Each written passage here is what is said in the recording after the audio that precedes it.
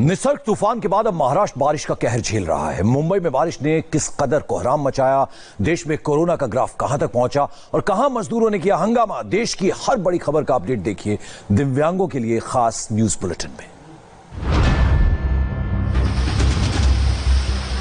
महाराष्ट्र में निसर्ग तूफान की तबाही के बाद अब नई मुसीबत आसमान से बरस रही है। महाराष्ट्र के कई इलाकों में आज भारी बारिश हो रही है, जिसके चलते इन इलाकों में पानी भर गया है। मुंबई से ठाणे तक बादलों का कहर और मूसलाधार बारिश लगातार जारी है। लेकिन मुंबई के सायन का हाल ऐसा है कि सिर्फ 1 घंटे में इतनी बारिश हो गई कि सड़कों पर पानी जमा हो गया है। यही हाल कांदिवली, अंधेरी और ठाणे का है। नासिक और कलानगर भी पानी पानी हो गया है। मौसम विभाग ने मुंबई, पालघर, ठाणे और रायगढ़ में भारी बारिश का अलर्ट जारी किया था और आज सुबह से ही इसका असर साफ दिखाई देने लगा। मुंबई के सायन की ये तस्वीरें देखिए, किस तरह सड़कों पर लबालब पानी भर गया है। सड़कों पर पानी भर जाने से बसों के पहिए डूब गए और छोटी गाड़ियों को काफी दिक्कत का सामना करना पड़ रहा है। सायन के ही दूसरे इलाके की एक और तस्वीर देखिए। 1 घंटे की बारिश से इलाका बेहाल हो गया है। कॉलोनियों में पानी घुस गया है। मुंबई में सायन में इस वक्त हम मौजूद है। पहली बारिश ने जिस तरह से आज सुबह के वक्त तेज बारिश शुरू हुई, वो जो बीएमसी के दावे थे वो तमाम दावे झूठे साबित हो रहे हैं।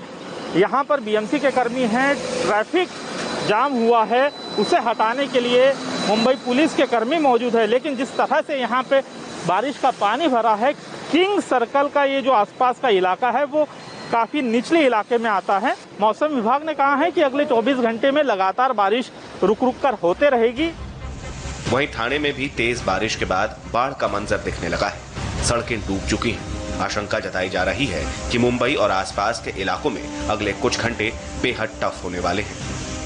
एक 24 घंटे का अलर्ट मुंबई के लिए मौसम विभाग ने जारी किया था और वो अलर्ट यहाँ पर अब नजर आ रहा है। देखिए समुंदर में किस तरीके की लहरें उठ रही हैं, तेज लहरें समुंदर में उठ रही हैं और समुंदर में हाई टाइड चल रहा है। जिस तरीके से बारिश हो रही है, ये जुहू का नज़ारा है और जुहू बीच पूरी तरह से खाली है और समुंदर की लहरें हम आपको यहाँ पर दिखाना चाहेंगे।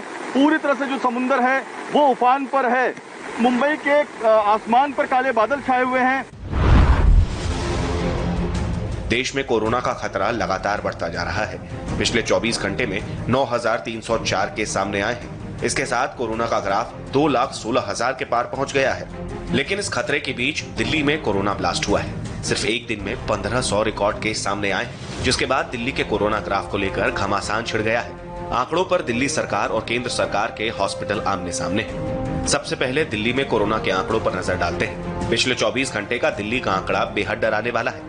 1500 से ज्यादा रिकॉर्ड केस सामने आए हैं। दिल्ली में मौत का फिगर भी 600 के पार पहुंच गया है। अब तक 606 मौतें हो चुकी हैं, जबकि केस 23,000 के पार निकल गए हैं। सवाल यह है कि दिल्ली में कोरोना का जो डेथ मीटर करीब 1 हफ्ते पहले 300 के पार था, वो 1 हफ्ते में ही 600 के पार पहुंच गया है। इस पर राजनीति भी हो रही है। आरोप है कि दिल्ली सरकार मौत के आंकड़ों को छिपा रही है, क्योंकि 29 मई को दिल्ली सरकार की ओर से जो संख्या जारी की गई थी वो 398 थी, जबकि अब ये 606 तक पहुंच गया है। तो सवाल ये उठ रहा है कि अचानक दिल्ली में मौत का फिगर अचानक डबल कैसे हो गया। दिल्ली में केस बढ़ने का ठीकरा आम आदमी पार्टी ने केंद्र सरकार के अधीन आने वाले आरएमएल अस्पताल पर फोड़ा है।